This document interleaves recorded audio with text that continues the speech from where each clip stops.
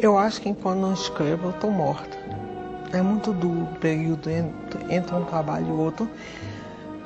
E ao mesmo tempo é necessário para haver uma espécie de esvaziamento da cabeça, para poder nascer alguma outra coisa. Se nascer, é tudo tão incerto. Às vezes o fato de me considerarem escritora me isola. Por qual razão? Me põe um rótulo. Tudo que eu digo é a maior bobagem, então é considerada como uma coisa linda ou uma coisa boba, tudo na base de ser escritora. A Clarice é uma escritora brasileira, é lógico que ela se criou aqui e escreveu em português, escreveu muito sobre o Brasil, embora isso não fosse sempre entendido, que ela era muito ligada com a vida nacional. Mas a grande arte é a arte que não respeita essas fronteiras que são artificiais e que comunica as pessoas diretamente, sem a mediação política ou regional ou também no tempo. E o artista que consegue fazer isso é o artista que as pessoas lembram. É o caso dela. Depois da Primeira Guerra, eclodiu uma guerra civil na Rússia. E descobri que a mãe da Clarice tinha sido atacada num desses pogroms que matou centenas de milhares de judeus, sobretudo. E que a Clarice tinha sido concebida para salvar a mãe da doença que resultou desse ataque.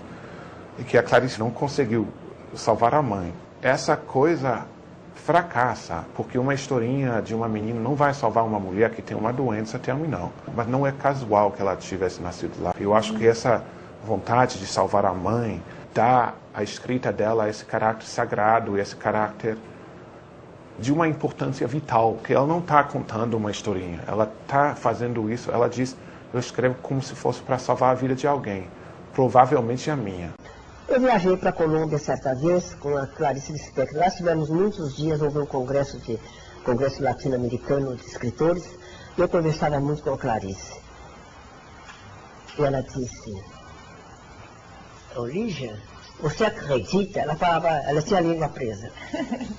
Não era sotaque? Não era. Eu pensei que fosse da Ucrânia. Ela veio com 2 ou 3 anos da Ucrânia para cá. Eu disse, eu não gosto da Ucrânia. Não ela confessou que tinha a língua presa, podia ter feito a operação, mas, segundo ela me disse, essa operação era muito dolorida. Então ela continuou com a língua presa, como ela dizia. Todo mundo se pergunta quem era Clarice Lispector, porque Clarice Lispector tem um lado de mistério muito intenso, que está claramente exposto nos seus livros, né? Um mistério que ela própria queria desvendar, que é, na verdade, um mistério do ser humano. Mas nela era muito evidente, porque ele estava muito, muito visível, muito à tona.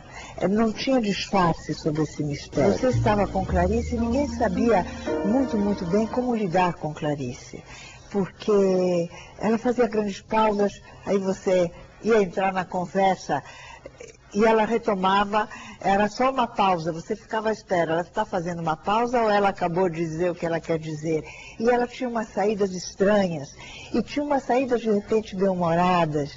Ela era uma pessoa muito, muito especial, muito diferente. Então ela diz, inspiração, existe sim, Lígia. Você acredita em inspiração? Eu acredito.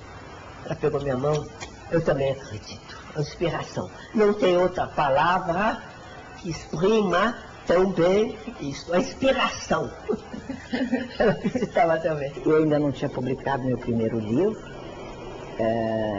Ela leu meu livro, foi generosa, mas não foi isso que nos uniu.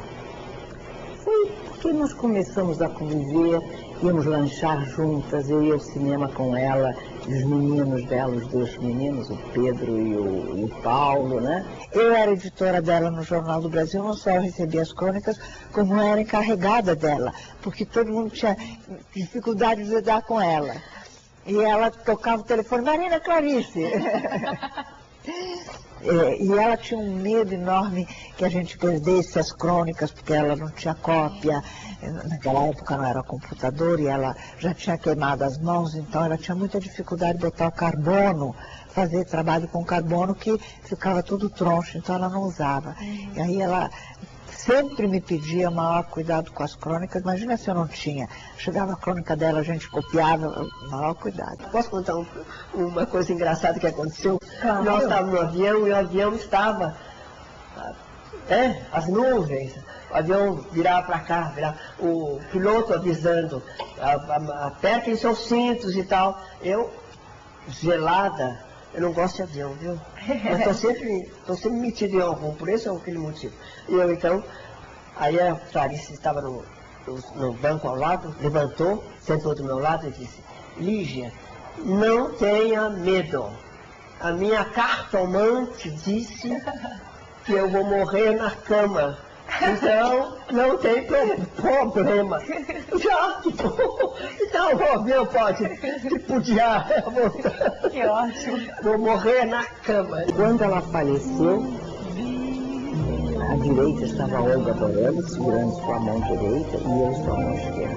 Ela entra, enfim, num estágio já terminal, e nós duas grandes amigas de Clarice, as duas irmãs, o filho Paulo e sua mulher, Ilana, todos nós juntos nos despedimos dela. Depois do incêndio, ela sumiu fisicamente, ficou muito frágil. Ela precisava sempre de alguém. A gente tinha medo que ela caísse numa escada. Mas ela é uma luz na literatura brasileira, é uma coisa, tem uma intensidade. E é muito interessante porque as pessoas se apaixonam por Clarice de uma forma, na maioria das vezes, irracional. São possuídos por Clarice. Ela se considerava russa ou ela era mais brasileira? Ela dizia sempre que era brasileira, e pronto. Ela ainda fala assim numa entrevista, e pronto. Mas era russa, era ucraniana, era nordestina, depois carioca, depois mulher de diplomata que viajou pelo mundo todo, e depois finalmente instalou-se no Rio, onde ela faleceu.